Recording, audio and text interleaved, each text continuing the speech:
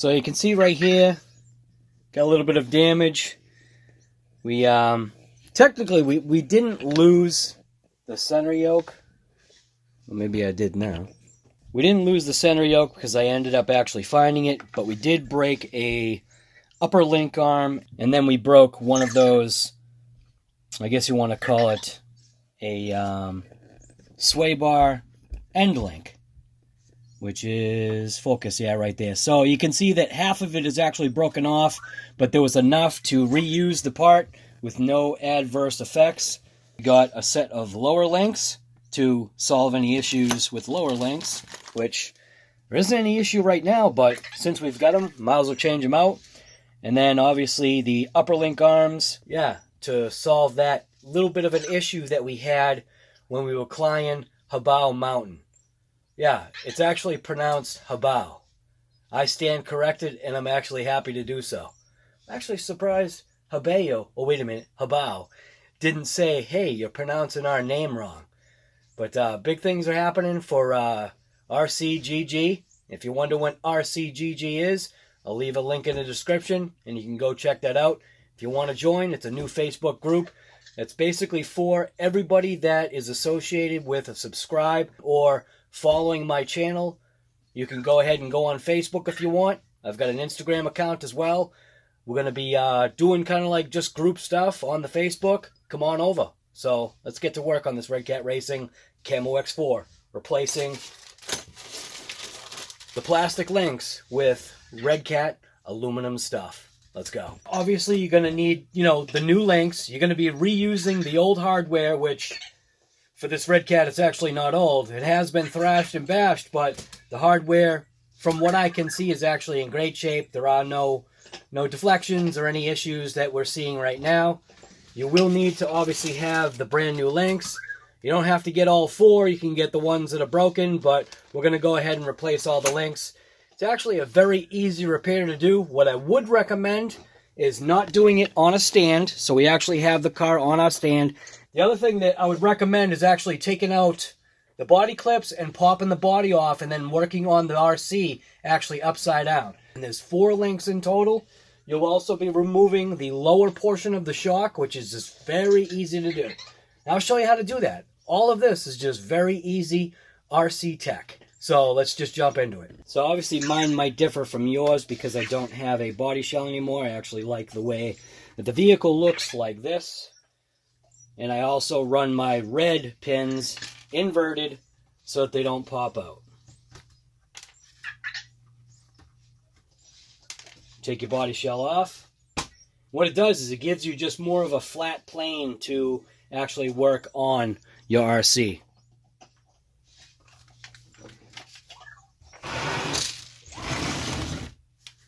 So we're going to flip it upside down. So when you flip it upside down like this, it just makes it a lot easier to access what you need to access as far as getting to the bolts. It keeps it more stable. So you're going to need a 7mm box to go ahead and take your left and right rear wheels off. So we'll pop those off real quick. You don't have to take anything else off right now. We're just popping off the wheel nuts. Just get the wheels out of the way so we can access the lower link located at the rear axle. So now what we're going to be doing is we're going to be removing this bolt section right here, which is accomplished by either using pliers or some way to go ahead and hold this nylock, or a 5.5mm wrench, which I have. And then for the outside, for the actual bolt itself, a 2mm hex, Allen key, whatever you want to call it. We'll remove that.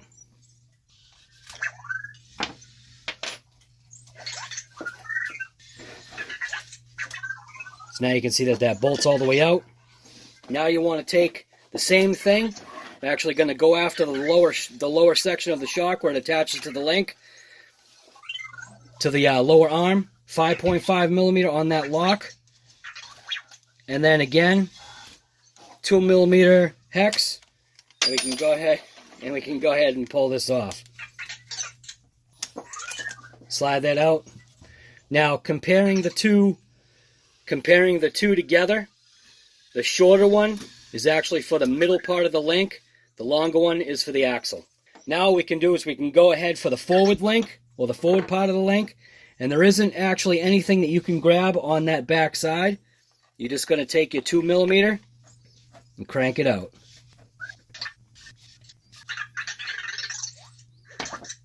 Now comparing those sizes, so the forward part of the link arm and the middle part of the link arm are actually the same size bolt, screw, and then the longer one is actually for the rear of the axle. Now we can go ahead and just pop this arm out. Just like that. Open up our new bag. Oh, look at those things. Oh, those are nice. So what you want to make sure that you do is you just want to make sure that you're installing it correctly. So obviously when you see the part set up like this, you can see we've got a hole that corresponds to the hole there, and that's actually towards that back lower section. Now that actually might be like a drain hole or something. I'm not exactly sure, but you can see when you line it up like that, this is actually a straight link arm, so there's no issues as far as having any, you know, little 30-degree bends or 20-degree bends. So this is just going to be a direct replacement. Now, when you're talking about these link arms, the upper ones you do have to match because they do have bends at the ends, and you want to make sure, hey, that actually rhymed, bends at the ends. So while we've got this open right now, all right, we already know we've got this link. This is all set to go. We can go ahead and take this one and set it aside for the other side. Now what we want to do is we're going to remove this actual link right here. Same thing, 2mm. And size-wise, this is going to be the same size as this bolt up here.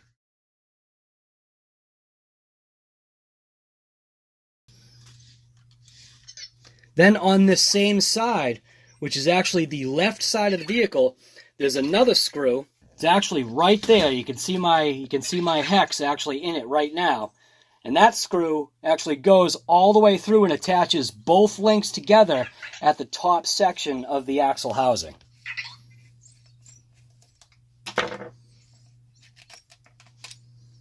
And this is the longer of all your screws because of how much material it's going through.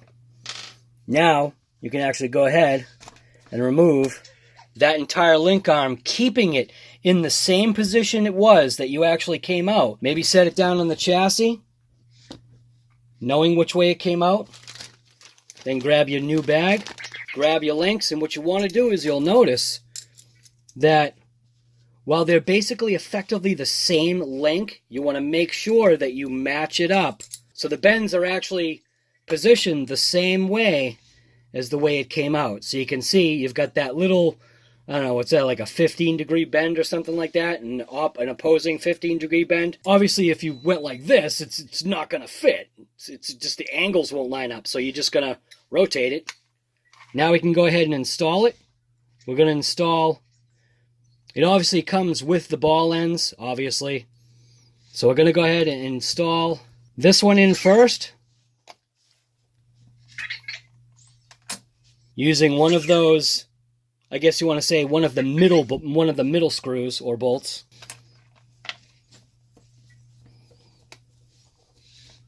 Now it should kind of self-locate once you start screwing it in.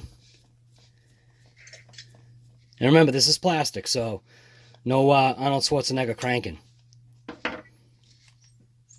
Now we can go ahead and kind of just slide that other one in place up at the front there. And then you could attach things for now, like take this long screw and kind of just throw it inside the rear axle just to keep things together, like this.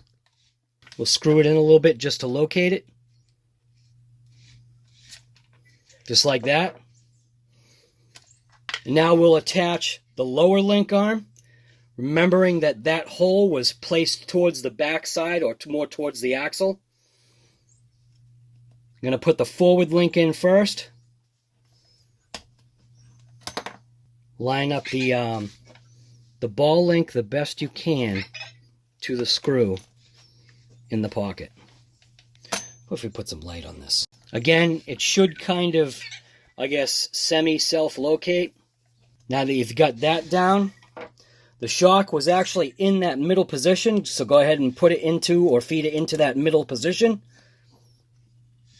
Use another one of those small screws. This was backed up by a nylock 5.5. I'm going to go ahead and screw that on.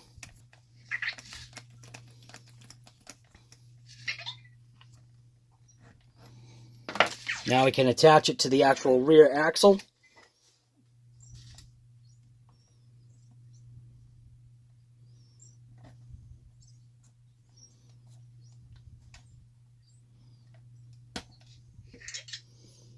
Now this is where it actually took the longer bolt, not the one that actually went to the top of the housing. It actually went to that lower link arm.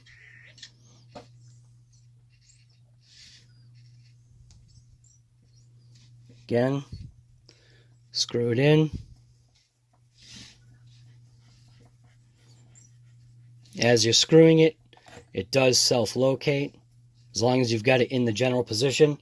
Now this one also required a 5.5 nylock. Again, no Arnold Schwarzenegger strength here. Just lock things down. So there you go. There's the installation of the lower link arm with the actual shock attached to it.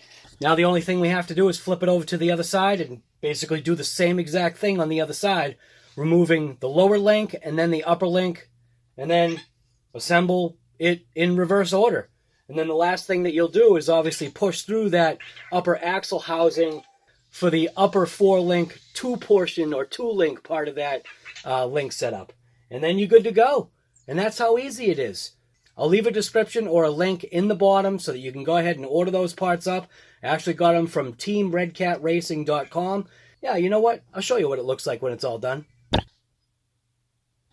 That was just a quick kind of thought. So if you're the type of person that maybe kind of gets a little bit confused as you're doing a build or as you're repairing something, sometimes lining things out, even using like a piece of tape to write down with a magic marker what parts are. Use little like tea dishes. Just make sure you're, if you have a significant other, that it's okay. But there you go. You can do something like that. You can actually just line up the bolts and the nuts in the corresponding locations so that, you don't get confused. Pro tip from RC Guy Garage. I don't know.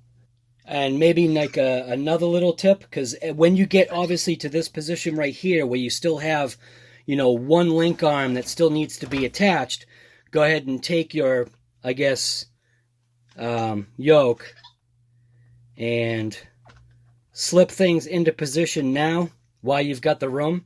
Because obviously if you put this link arm on without connecting up, your center yoke, yeah, that's not going to work out for you. Thumbs up.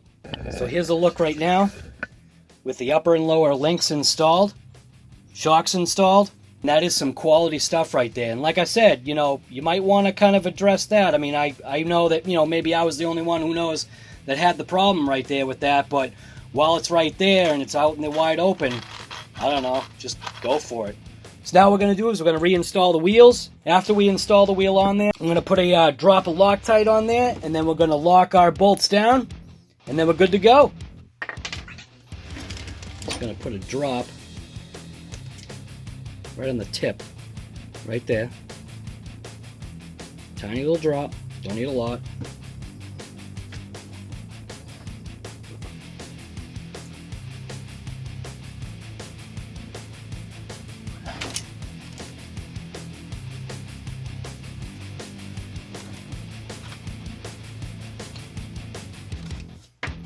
Repeat the process on the other side.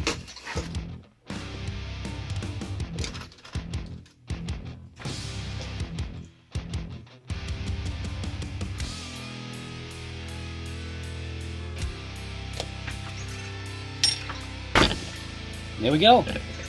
Redcat, CAMO X4, Team Redcat upper and lower aluminum link arms installed. And right there, that's actually a win. And for the price those things were, well worth the investment. Now, If you got a buddy that has a CAMO X4 and they need spares, well, there you go. You got spares for your buddy. So if you like episodes like this from RC Guy Garage, you know what to do. Thanks for watching. And I'm not kidding that big things are happening for RCGG, which is RC Guy Garage. Stay tuned. Subscribe to the channel, bell notification, thumbs up, share it, like it, all that stuff. Just do it. Just do it, man. Stuff's coming. I'm telling you.